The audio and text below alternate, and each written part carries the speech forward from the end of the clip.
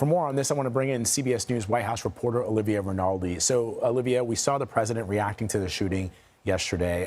The president maintains he actually had reporters watch it with him on a laptop, that the woman was using her vehicle as a weapon.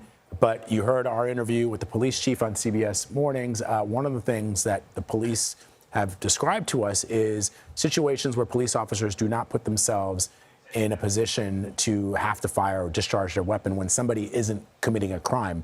As this woman, what Police Chief O'Hara told us was she was blocking traffic, but that was the only thing that she was doing at the time.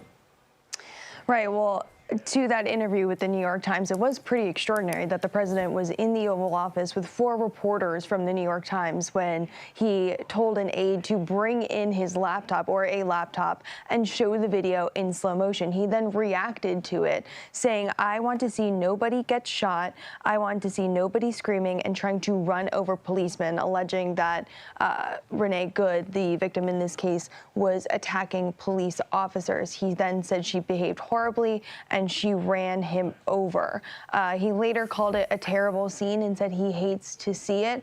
But Vlad, to your point, the language around this as well, Secretary Noem has already called this woman a domestic terrorist. She said that there was an effort by her to attempt to block some of the vehicles that were stuck in the snow prior to the shooting, when ICE was in those neighborhoods conducting raids, conducting arrests of people in those neighborhoods around Minneapolis.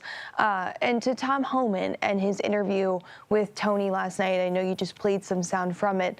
Later on last night on X, he posted that the interview he had with Tony was before he had seen any video, and went on to say that he supports ICE and their actions and the men and women who are working with ICE, which is also quite notable because he was one of the first officials we heard from on CBS News who was urging caution until there could be somewhat of an investigation. But now we're seeing the administration say that this woman was a domestic terrorist, that she was harassing ICE, stalking them, and the president himself saying he doesn't want to see people get shot, but alleging that she behaved poorly.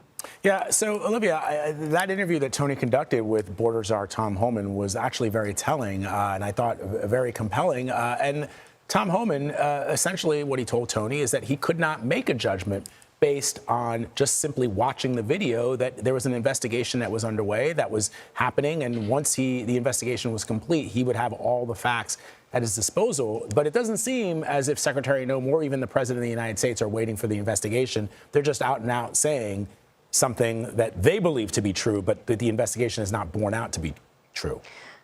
Referring to the video that they've seen as well, and referring to the video that has been posted all over social media that everyone is viewing and reacting to, including people on Capitol Hill. We know that lawmakers have seen it and already reacted. Tina Smith, the senator from Minnesota, was on the House floor, or Senate floor, yesterday, talking about this. I believe we do have some sound from Senate Minority Leader Chuck Schumer as well, if we're able to play that and his reaction.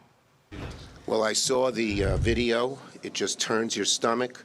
We need a quick and full investigation to get to the bottom of this. Do you believe ICE should suspend their operations, as the mayor has called for? Well, I've never been for ICE going into our cities, period. It doesn't belong there. This clearly appears to be the result of this just months-long rhetoric against law enforcement and people encouraging that kind of violence. And so we call upon all the citizens of Minneapolis to be calm. We don't want anyone to be hurt. We need law enforcement to be able to do their jobs. And Vlad, you can see how this is already dividing people on Capitol Hill, and this will likely continue to be a divisive issue in the coming weeks. All right, Olivia Rinaldi reporting for us this morning. Olivia, thank you.